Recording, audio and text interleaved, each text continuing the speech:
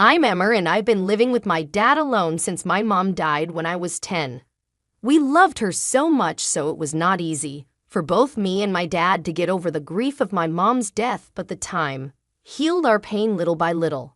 Although we were only two of us, I was happy that my dad took care of me very well, and I'm grateful that we were quite wealthy too, because he was a successful investor, so we had more than everything we needed in our life and we could live in a large house too. When I turned 17, my dad started dating a woman. Her name was Olivia, and apparently she was a waitress at a restaurant near his office. One day my dad invited her to our house for dinner to introduce her to me.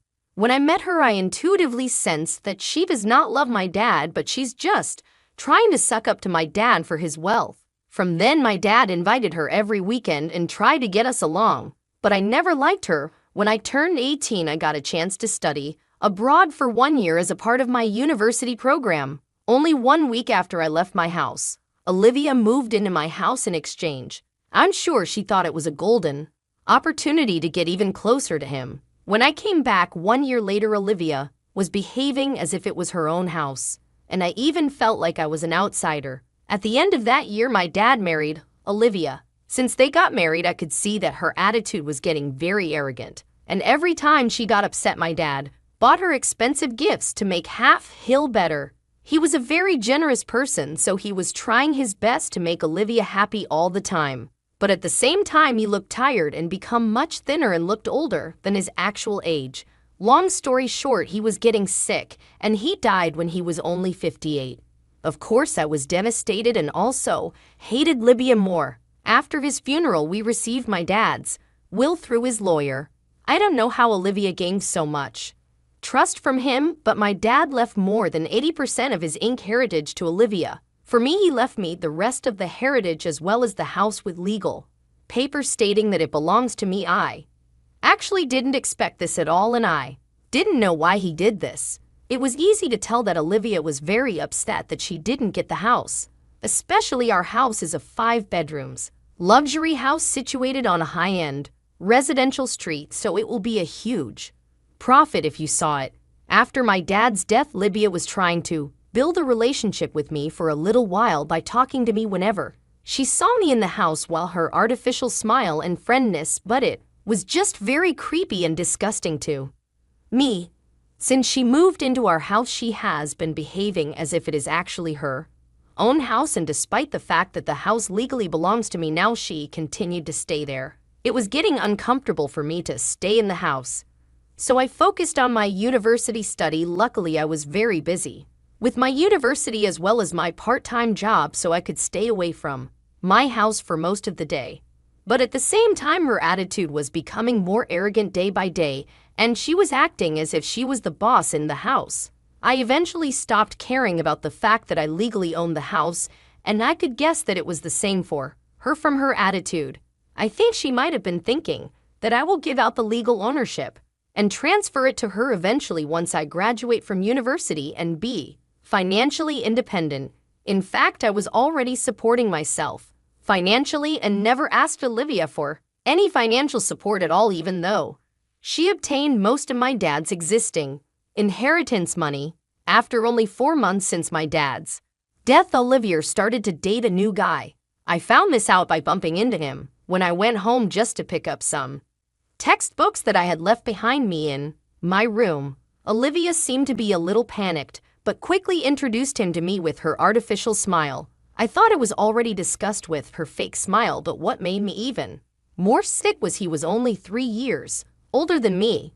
His name was Anthony. He was always wearing punk-style clothes, a spiky hairstyle, and piercing on his nose, and apparently he doesn't have a job. I have no idea where Olivia met him, but it was obvious that he was with her for her money, which used to be my dad's money. One day when I came home after my part-time job, Olivia says she wanted to talk to me. She said me and Anthony are getting married. Of course, I love your father, but I can't be sad forever, so I need to move on. I smiled artificially and said, "Congratulations." I'd also told her that I'm graduating from my university next month, and I'd already got a job offer from a local company, so I'm planning to move out from the house soon. The moment I told that to her, I could See that she was trying to hide the excitement, but she said, "I'm happy for you. You are always welcome to visit here," with her usual artificial smile. Then she also told me that she and Anthony are planning to leave the country for wedding and honeymoon for a month, and she asked if I can look after the house for her during her absence. Why not?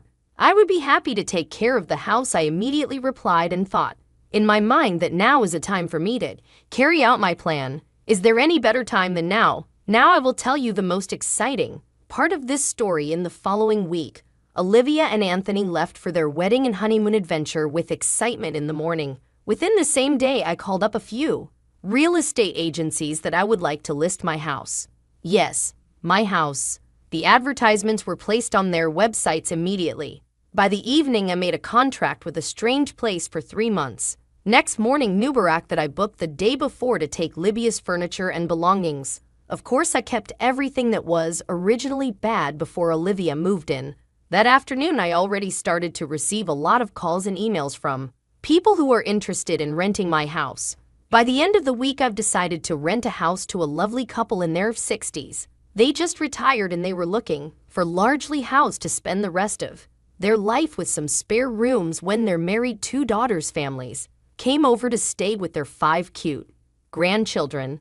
They looked very happy with the house as well as the location, and we made a race contract for them to move in just 1 week prior to Olivia's return date. I felt that they will take good care of my house, so I was also happy that this lovely couple will live in my house instead of Olivia. I contacted my lawyer, who I took over from my dad, and shared all the information, including Olivia Strange. I think I'm very generous that I paid for the stretch for 3 months, which is 2 months longer than their trip.